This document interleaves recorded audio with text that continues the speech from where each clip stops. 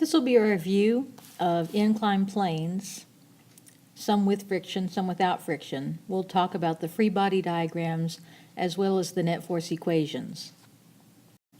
Let's start with an example where we have an object on an inclined plane of 30 degrees and it's at rest. We need to draw all of the forces that will be involved in this situation. The force of weight will be straight down toward the earth regardless of the object, the incline, friction, or any other factors. But it can be split into perpendicular and parallel components. It's these components that we will use in our net force equations, not weight itself. Perpendicular to the incline will be the normal force of the ramp on the object. Since this does not specify frictionless, we would assume that opposite the direction of any motion and parallel to the motion, also parallel to the contact surface, here where the box sits on the incline, would be friction. If there is an applied force, that would be indicated. If there's no applied force, then perhaps this box would slide down the ramp under the force of gravity. However, this one says it is at rest, which is key to writing the proper net force equations. As far as the angles go, the incline is a 30-degree angle. Thanks to some really nifty geometry, the angle here between weight and the perpendicular component of weight is the same. Therefore, the perpendicular component of weight can be calculated by taking weight cosine times theta, and the parallel component of weight can be calculated by taking weight times the sine of theta. The net force equation for perpendicular on these problems will only have two elements. That is the normal force and the perpendicular component of weight. Since there's no motion, that's equal to 0. Mathematically, what we find is that these two are equal in magnitude and opposite in direction.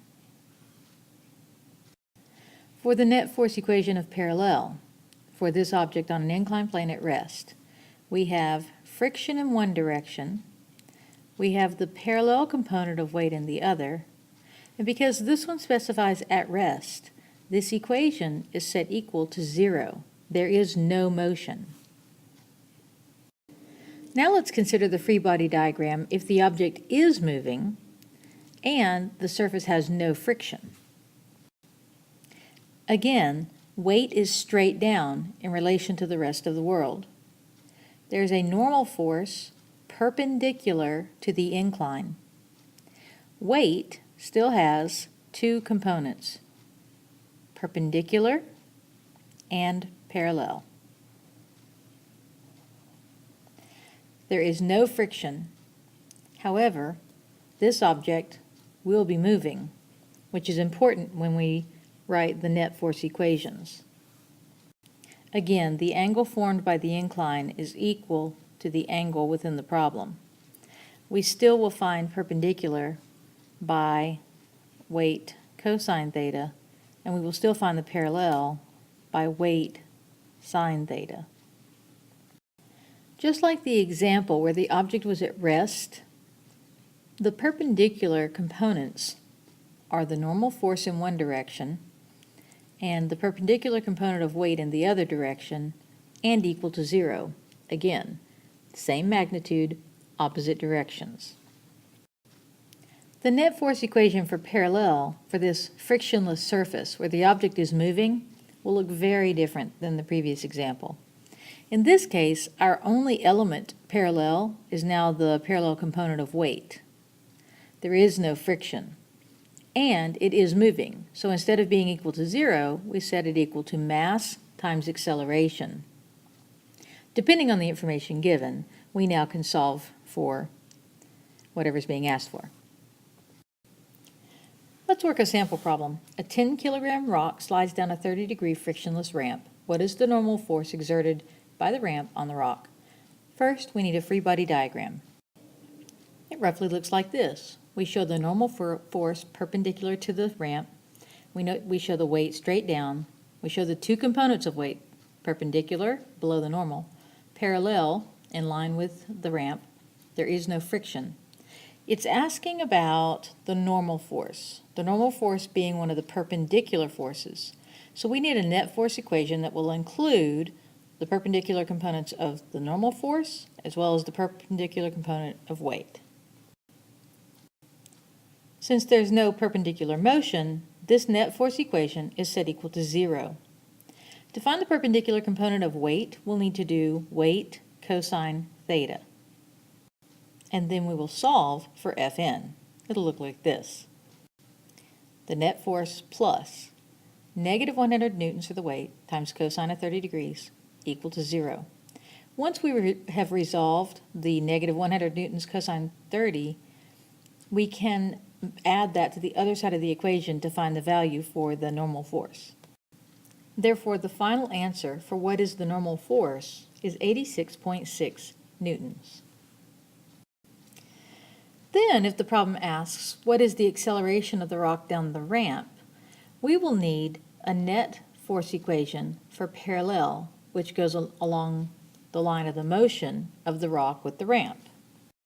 This ramp being frictionless leaves us with only the parallel component of weight as being the only force in the parallel direction. And it's sliding, therefore there is motion, so we set it equal to ma. We're going to solve for acceleration. We will take the weight times the sine of theta to represent the parallel component of weight, and then divide that by the mass. In the end, the acceleration will be -5 meters per second squared.